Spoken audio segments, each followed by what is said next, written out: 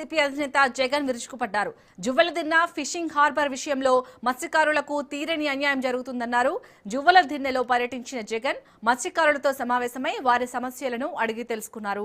మత్స్యకారుల జీవన ప్రమాణాలు పెంచడం కోసం గత వైసీపీ ప్రభుత్వ హయాంలో ఈ ప్రాజెక్టును నిర్మించినట్లు గుర్తు చేశారు. కానీ ప్రస్తుత ప్రభుత్వం ఈ హార్బర్ను మత్స్యకారులకు కాకుండా కార్పొరేట్ సంస్థలకు కట్టబెట్టేందుకు భారీ కుట్ర పన్నుతుందని ఆరోపించారు.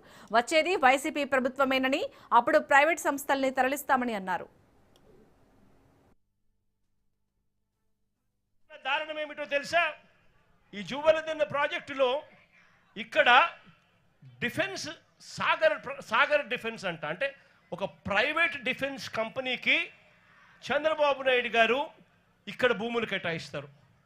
ఉన్న 79 ఎకరాలలో సగం ఈ ప్రైవేట్ డిఫెన్స్ ఫ్యాక్టరీకి చంద్రబాబు నాయుడు గారు కేటాయిస్తారు.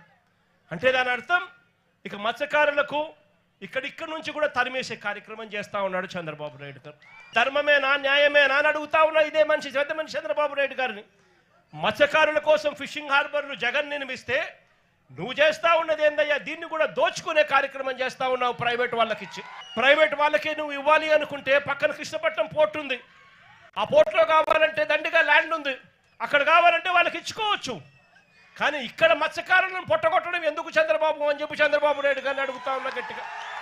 చంద్రబాబు నాయుడు గారిని గట్టిగా వార్నింగ్ కూడా ఇస్తా ఉన్నా.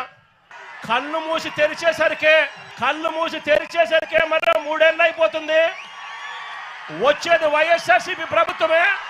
ఈ ప్రైవేట్ డిఫెన్స్ కంపెనీని ఇక్కడ నుంచి షిఫ్ట్ చేస్తారని చెప్పి కూడా చెప్తా ఉన్నాం.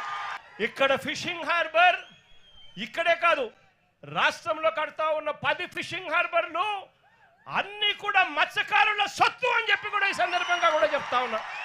దీన్ని ఎవ్వరూ కూడా వాళ్ళ దగ్గర నుంచి తీసేయలేరు. చంద్రబాబు కాదు కదా, వాళ్ళ తాత కూడా తీసేయలేదని చెప్తా ఉన్నా నేను.